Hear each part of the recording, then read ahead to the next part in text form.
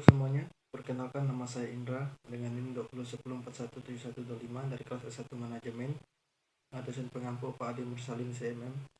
Kali ini saya akan menjelaskan ringkasan saya mengenai menciptakan ekuitas merek. Pengertian merek. Merek adalah sebuah identitas di mana dalam sebuah merek terdapat nama, istilah, tanda, lambang, atau desain atau kombinasi yang dimaksudkan untuk mengidentifikasikan barang atau jasa dari salah satu penjual atau kelompok penjual dan mengidentifikasikan mereka dari para pesaing.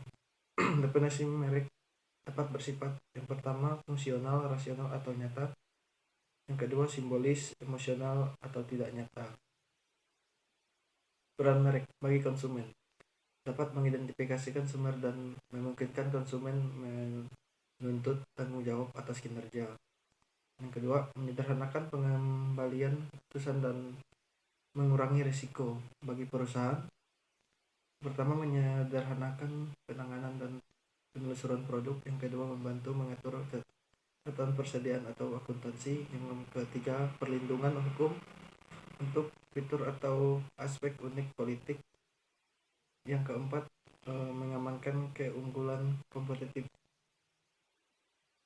Ruang lingkup penetapan merek atau branding, yaitu kegiatan memberikan kekuatan merek kepada produk dan jasa dan menciptakan perbedaan antar politik kepada konsumen, menjelaskan siapa atau apa produk tersebut dan membantu konsumen dalam memahami produk sehingga dapat membantu dalam sebuah pengambilan keputusan. Memberikan nilai pada perusahaan. Untuk menciptakannya, maka perusahaan harus meyakinkan pelanggan dengan memberikan perbedaan atau keunggulan pada merek mereka. Mengidentifikasikan ekuitas merek. Ekuitas merek atau brand equity adalah nilai tambah yang diberikan produk jasa.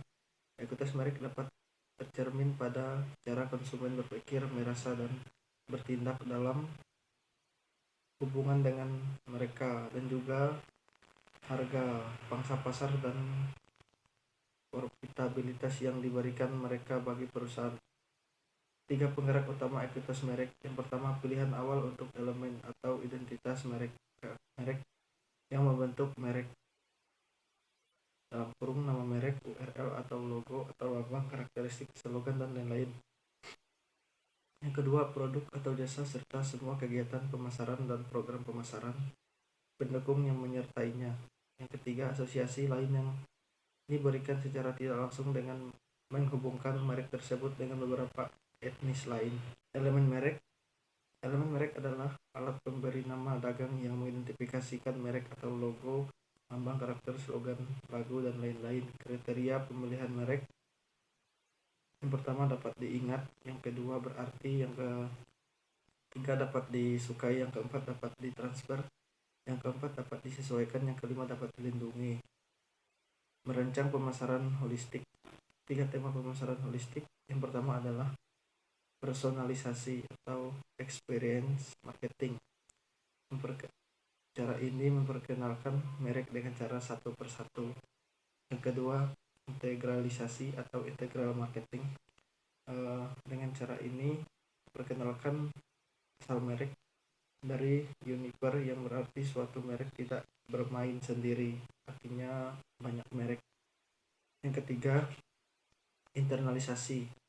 Ini mengenalkan merek dengan cara perkenalkan merek melalui perusahaan lain, mitra kita, atau kepada karyawan kita sendiri. Pengelolaan ekuitas merek. Pengelolaan merek yang efektif maka akan berdampak pada mutu jangka panjang. Pengelolaan merek dapat dilakukan dengan cara lain. Yang pertama, penguatan merek. Yang ketiga, meningkatkan kualitas produk, manfaat, dan pemenuhan kebutuhan. Yang ketiga, revitalisasi merek. Strategi penetapan merek. Yang pertama, mengembangkan elemen merek baru untuk produk baru. Yang kedua, menerapkan beberapa elemen merek yang sudah ada atau brand extension, terdiri dari perluasan lini dan perluasan kategori. Yang ketiga, menggunakan kombinasi elemen merek baru dan yang sudah ada atau ekuitas pelanggan. Ekuitas pelanggan merupakan nilai-nilai sumber hidup dari sebuah pelanggan untuk suatu merek yang menjadi tujuan dari CRM. Dalam perusahaan ekuitas pelanggan dipengaruhi oleh akuisisi pelanggan, retensi, penjualan silang. Persamaannya dengan ekuitas merek, loyalitas dan penciptaan nilai. Perbedaannya dengan ekuitas merek, ekuitas pelanggan berfokus pada nilai finansial atau mencari laba. Sekian penjelasan dari saya ucapkan terima kasih.